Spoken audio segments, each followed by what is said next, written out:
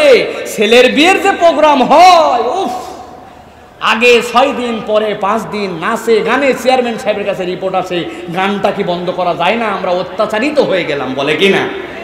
এলাকায় হয়তো নাই, আমাদের ঢাকায় এটা এখন মারাত্মক আকার ধারণ করছে। ইজাব আর কবুল এই দুটার মধ্যে ইসলাম, বাকি কোথাও ইসলাম নাই। আছে কিনা এরকম বিয়ে? আছে কিনা? খালি আছে ভাই, প্রিয় ভাইয়েরা। হাজী সাহেবের ছেলের বিয়ে, মেয়ের সাথে বিয়ে দিচ্ছে। হাজী সাহেব চিন্তা করছে কিছু না নিলে কেমন করে হয়, কিন্তু আমি যে অবস্থায় আমি কেমনে বলি? বিআই সাহেব এসে বলছে কিছু দেওয়া লাগবে নাকি? বলছে না, এইগুলা কথা আমি বলতে পারবো না, আমার মেয়ের জামাই আছে, ওদের সাথে কথা বলে নেন। মেয়ের জামাইরা বলতেছে, আপনি বিআই সাহেবের কাছে এই কথা কেন জিজ্ঞাসা করতে গিয়েছেন? আমরা থাকতে আসলে আমাদের কিছুই লাগবে না, আল্লাহ হাজী সাহেবকে কম দেয় নাই। তবে আপনার মেয়ের বিয়ে দেওয়ার পরেই ও তো ঢাকায় চলে যাবে, বিকালবেলা তো আপনার মেয়ে মাঝে মাঝে একটু ঘুরতে বেরোবে। যে রাস্তাঘাট আর যে বাসের চাপ, এই মুহূর্তে তো গাড়ি দেওয়া মুশকিল। এই জন্য যদি আপনার মেয়েকে যেন একটু ঘুরায় দেখতে পারে, একটা ভালো ইয়ামাহা FZS মোটরসাইকেল দেন। ওটা তো আমাদের ছেলের জন্য দরকার নাই, আপনার মেয়ে একটু ঘুরলো। বিআই সাহেব বলছে, বাহ, ঠিক বলছেন, ঠিক বলছেন। গ্রাম থেকে যাবে শহরে, যাওয়ার পরে ওই জায়গাতে প্রত্যেকদিন রান্না যদি করে, তরুণ মেয়ে, রান্না করতেই তোর সময় নষ্ট হয়ে যাবে সব। রান্নাটা যেন কম করা লাগে, আপনার বাড়ি আমার বাড়ি থেকে যেন পাঠানো যায়। এই জন্য স্যামসাংয়ের ভালো একটা যদি রেফ্রিজারেটর দেন, আমাদের ছেলের লাগবে, কিন্তু আপনার মেয়েরই লাগবে। বলছো ঠিক বলছেন আপনি, আসলেও তো আমি তো আগে খেয়াল করি নাই। 3 নম্বরে বলছে, এই যে আপনার ছেলে সারাদিন অফিস আদালত থাকবে, ও যে কটকটি মটকটি দেখবে, ছোট এইটাতে দেখে মজা পাওয়া যায়। একটা বড় LCD যদি থাকে, ভালো করে দেখলো, খেলা টেলা দেখলো, এই দেখে একটু সময় পার করবে। বিআই বলতেছে, বুঝে হালাইছি, আপনাদের কিছুই লাগবে না, সবই আমার মেয়ের জন্য লাগবে, আমি দেওয়ার চেষ্টা করব। আছে কি না? যৌতুক আছে? আমি বলি ভাই, আপনি কুত্তার গু খান, শুয়োরের গু খান। যৌতুক নেওয়া যাবে? যৌতুক একটা সামাজিক অপরাধ, এটা সামাজিক ব্যাধি। কুকুরের গোশত খাওয়া যত গুনাহ, যৌতুক খাওয়া তার চাইতেও বড় গুনাহ। বলবেন হুজুর কি বললেন আপনি, শুয়োরের গু খান? আমি বললাম শুয়োরের গু খাওয়ার গুনাহ কম। কেমন করে? শুয়োরের গু খাওয়া বলেন তো হালাল না হারাম? হারাম। সবাই একমত মনে হয় না, শুয়োরের গু হালাল না হারাম? কিন্তু শুয়োরের গু আপনি খাইয়া ফেলছেন, আল্লাহর কাছে বলতেছেন, আল্লাহ এইটা শুয়োরের গু আমি বুঝেই খাই না বুঝে খাই, আল্লাহ আমি তওবা করলাম, রব্বুল আলামিন তুই আমারে মাফ করে দে। আল্লাহ আমি আর জীবনে কোনোদিন কুত্তা শুয়োরের গু খাবো না। আল্লাহ আমার পেটকে পরিষ্কার কর, আমার মনকে পরিষ্কার কর। আল্লাহ এক মুহূর্ত দেরি করবে না, খালেস নিয়তে তওবা করলে আল্লাহ আপনার শুয়োরের গু খাওয়ার গুনাহ তখনই মাফ করবে, ঠিক কিনা? আল্লাহ দিল মহারণা, আমরা ঢুকাইছি যৌতুক। ইসলাম আমাদের জন্য সুন্নাহ সম্মত পদ্ধতি দিয়েছে ওয়ালিমা, আমরা খাই বরযাত্রী। এজন্য বিয়েতে আমরা যৌতুক নিব না, বরং মহারণা দিব। আপনি বান্দার হক নষ্ট করছেন, আপনার যে মেয়েটা আসছে তার হক নষ্ট করছেন, তাদের ফ্যামিলির হক নষ্ট করছেন, আল্লাহর হক নষ্ট করছেন, ইসলামের হক নষ্ট করছেন। আপনি কবরে যে শান্তি পাবেন না, আল্লাহ রাব্বুল আমিন আপনাকে মাফ করবে না যতদিন পর্যন্ত উনি ওই হক যান নষ্ট করছেন তারা মাফ না করলে আল্লাহ এই গুনাহ আপনার মাফ করবে।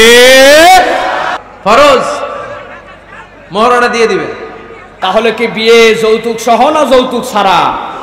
বাপ যদি কোনো ধানা পানাই করে, স্টেট বাপকে বলে দিবেন যে আমি আপনার সাথে নাই আব্বা, আপনি মেহেরবানি করে আমাকে মাফ করেন, আপনি আল্লাহর ওয়াস্তে এই সম্পর্ক থেকে আমাকে বের করেন।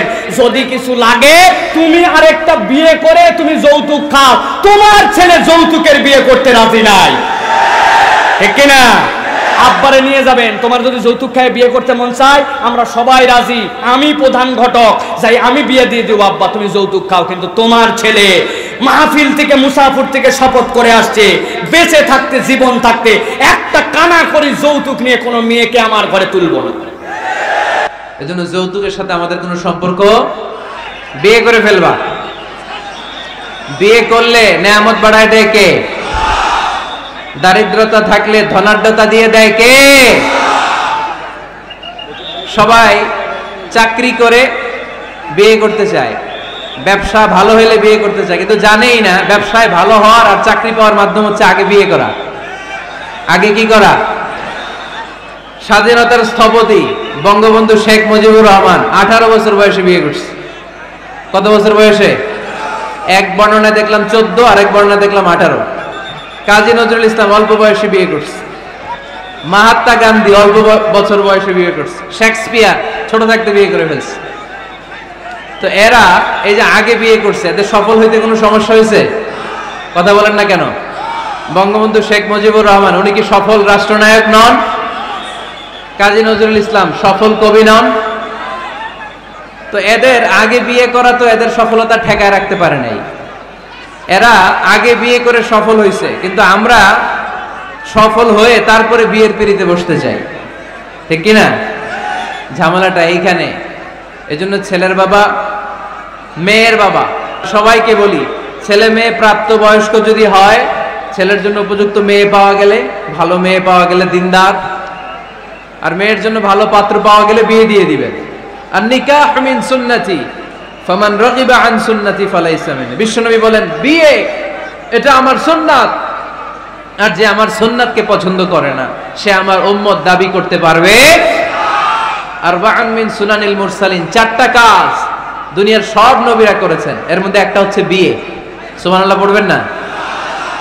এজন্য বিয়ে করবেন সম্মানিত ভাইরা, বিয়েতে বরকত। যারা বিয়ে করে নাই তাদের ঈমানের অর্ধেক অপূর্ণাঙ্গ। বিয়ে করলে ঈমানটাকে পরিপূর্ণ করে দেয় কে?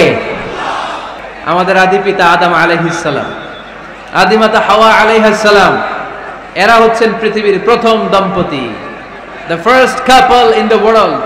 পৃথিবীর সর্বপ্রথম দম্পতির নাম হচ্ছে আদম আর হাওয়া। জান্নাতে ওনাদের বিয়ে পড়াই দিয়েছিলেন কে? তার মানে বিয়ের সম্পর্কটা এটা জান্নাতি সম্পর্ক, এটা একটা চমৎকার সম্পর্ক। এজন্য এই দাম্পত্য জীবন, আমাদের এই সামাজিক জীবনের প্রভাব অনেক বেশি। অনেক দম্পতি আমাদের কাছে বলে, হুজুর সুখ নাই, শান্তি নাই। স্ত্রী এসে বলে, হুজুর আমার হাজবেন্ড আমাকে পছন্দ করে না, পরকিয়া করে। এই পরকিয়ার ভাইরাস বাংলাদেশে আছে না নাই? আবার অনেক হাজবেন্ড এসে বলে, আমার স্ত্রীর এই সমস্যা। তো এগুলো সমাজের সবচেয়ে বড় সমস্যা, ঘাতক ব্যাধির চেয়েও বড় ব্যাধি। এগুলো নিয়ে কেউ মুখ খোলে না, কথা বলে না, ফলে দাম্পত্য জীবনের কলহ এটা দুর্বিষহ হয়ে ওঠে। একটা সুখী দাম্পত্য জীবনের জন্য স্বামীর অনেক দায়িত্ব আছে। 1 নম্বর দায়িত্ব হচ্ছে ফ্যামিলির যত ফিনান্সিয়াল দায় দায়িত্ব আছে সব স্বামীর কাঁধে বর্তায়, ঠিক কিনা? You are the caretaker of your wife. আপনি আপনার স্ত্রীর দায়িত্বশীল, স্ত্রীকে রক্ষা করা আপনার দায়িত্ব। পুরুষকে আল্লাহ তাআলা নারী জাতিকে প্রোটেকশন দেওয়ার জন্য বানিয়েছে, ঠিক কিনা? নারীকে একেবারে ধর্ষণের জন্য পুরুষদেরকে বানানো হয়েছে, চিল্লায় বলেন ঠিক কিনা? যারা নারীকে ধর্ষণ করে অন্যায় ভাবে, এগুলো পুরুষ না, এগুলো কাপুরুষ। এগুলো কি? আওয়াজ করে বলতে হবে, এগুলো কি? কারণ সুপুরুষ নারীকে প্রোটেকশন দেয়, সুপুরুষ নারীর ইনচার্জ, সুপুরুষ নারীর কেয়ারটেকার হয়ে সামনে দাঁড়ায়, সুপুরুষ নারীর ইজ্জত নিয়ে চিনি মেনে খেলে না, চিল্লায় বলো ঠিক কিনা? এজন্য আল্লাহ বললেন, আর রিজালু কাওয়ামুনা আলান নিসা, পুরুষরা হলো নারীর ইনচার্জ, নারীর কেয়ারটেকার। একজন স্ত্রীর যত ধরনের আর্থিক খরচাদি ফ্যামিলিতে লাগে সব খরচ করা স্বামীর জন্য ফরজ করেছে কে? বেসিক্যালি একটা ফ্যামিলিতে স্ত্রীর জন্য স্বামীর 4 ধরনের খরচ করতে হয়, বুঝে নেন আপনাদের দায় দায়িত্ব। 1 নম্বর dowry, you have to pay the dowry. মহারানা দিতে হবে। কে দিতে হবে? মহারানা দেয়া নফল, তাই না? মহারানা দেয়া তো সুন্নত, তাই না? আওয়াজ করে বলতে হবে, মহারানা দেওয়া কি? وآتوا النساء صدقاتهن نحلا فإن طبن لكم عن شيء منه نفسا فكلوه هنيئا مريئا। সুবহান আল্লাহ পড়েন।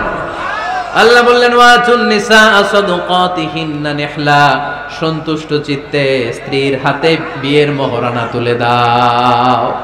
তাহলে ফিনান্সিয়াল রেসপন্সিবিলিটি সব আমাদের। 1 নম্বরে মহারানা দেয়া, 2 নম্বরে ফুডিং, খাবারের ব্যবস্থা করা, 3 নম্বরে ক্লোথিং, কাপড়ের ব্যবস্থা করা। ওয়া আলাল মাউলুদি রিজকুহুন্না ওয়া কিসওয়াতুহুন্না বিল মা'রুফ। আল্লাহ বললেন, স্বামীর উপরে খাবারের ব্যবস্থা, কাপড়ের ব্যবস্থাকে আমি ওয়াজিব করে দিলাম। সুবহানাল্লাহ পড়েন। 4 নম্বর রেসিডেন্স। 4 নম্বর কি? স্বামী মহারানা দিবে, স্বামী meal, husband will provide the meals, খাবারের ব্যবস্থা করবে। 3 নম্বর, husband will provide the costume, পোশাকের ব্যবস্থা করবে, and as well as he will provide the residence for his wife. তার স্ত্রীর জন্য রেসিডেন্সিয়াল একটা এরিয়া করে দিবে। এটা ফ্ল্যাট হতে পারে, এটা সনের ঘর হতে পারে, এটা টিনের ঘর হতে পারে, এটা একান্নবর্তী ফ্যামিলির কোন একটা রুমও হতে পারে, ঠিক কি না? এজন্য আল্লাহ বলেন আসকিনুহুন্না মিন হাইসু সাকাতুম মিন ওয়াজিদিকুম, তোমরা তোমাদের সামর্থ্যের মধ্যে থেকে স্ত্রীর জন্য একটা আবাসিক ব্যবস্থা আয়োজন করে দাও। বলেন সুবহানাল্লাহ। রেসিডেন্স, আবাসিক একটা ব্যবস্থা করে দিতে হবে। তাহলে এই চারটা ফিনান্সিয়াল দায়িত্ব আল্লাহ কি নারীকে দিয়েছে না পুরুষকে? আওয়াজ করে বলতে হবে, নারীকে না পুরুষকে?